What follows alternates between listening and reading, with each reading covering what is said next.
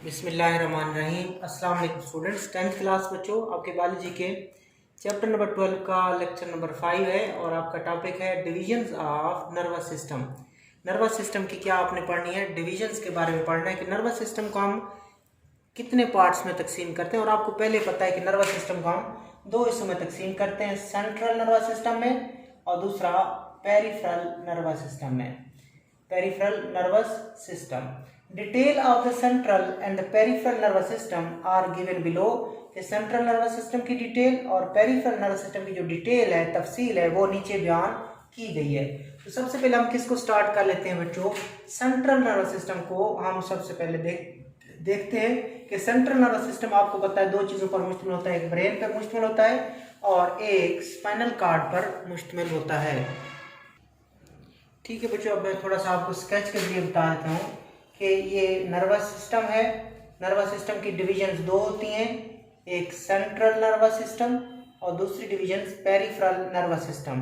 Central nervous system में brain और spinal cord आते हैं, जबकि पेरिफेरल नर्वस सिस्टम में नर्व्स और गैंग्लिया आते हैं।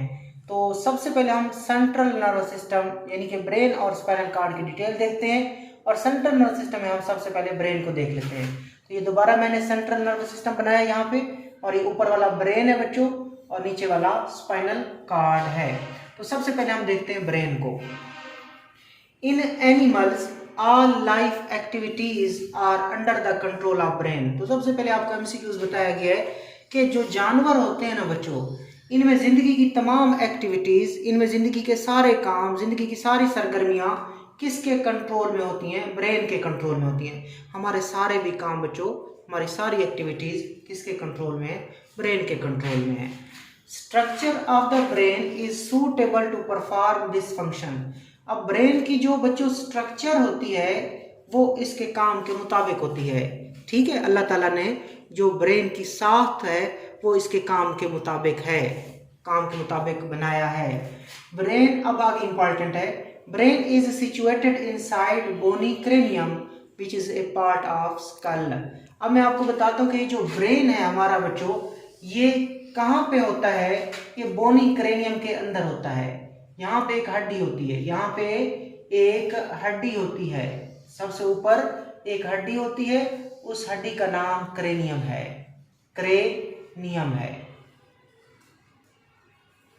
उस हड्डी का नाम क्रेनियम है, जो कि किसका हिस्सा है बच्चों, खोपड़ी का हिस्सा है, जो कि किसका हिस्सा है, खोपड़ी का हिस्सा है। और खोपड़ी को क्या बोला जाता है, स्कल कहा जाता है, खोपड़ी को स्कल कहा जाता है।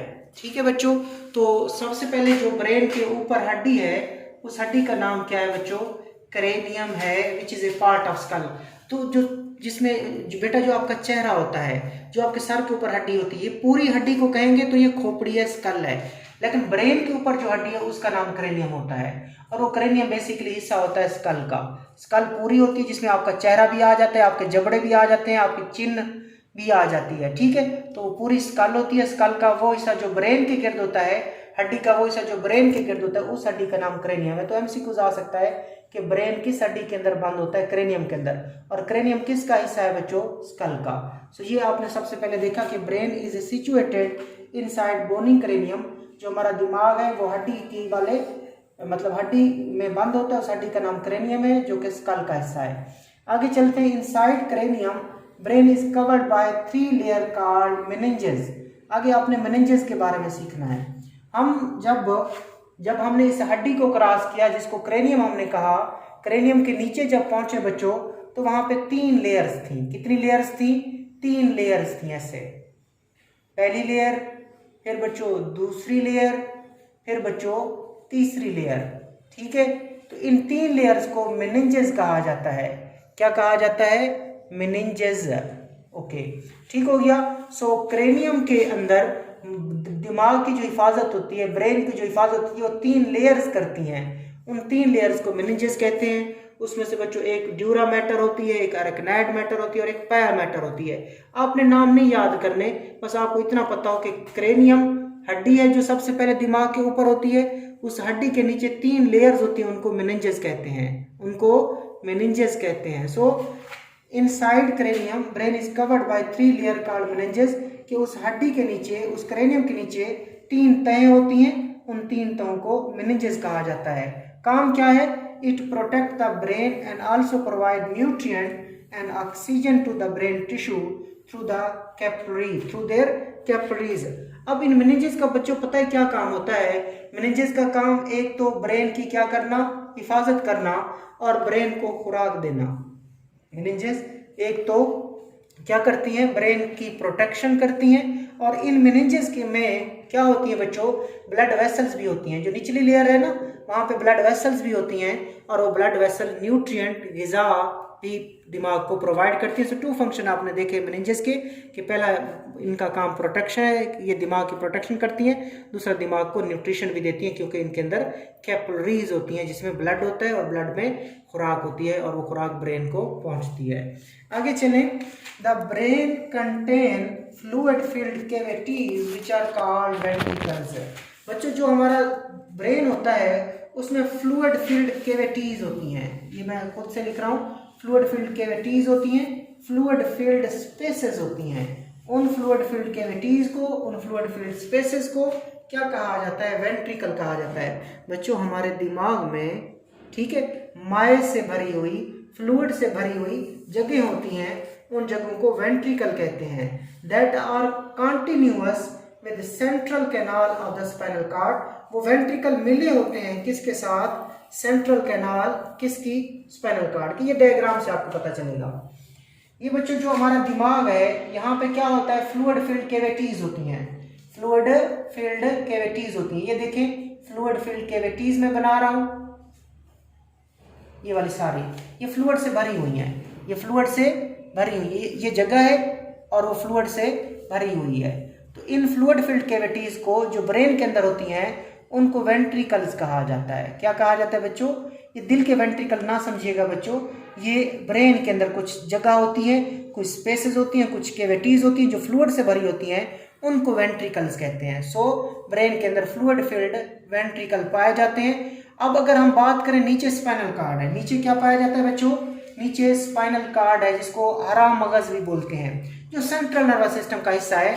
उसके दरमियान में भी एक स्पेस चलती है, उसके दरमियान में भी एक स्पेस चलती है, उस स्पेस का नाम है सेंट्रल कैनाल।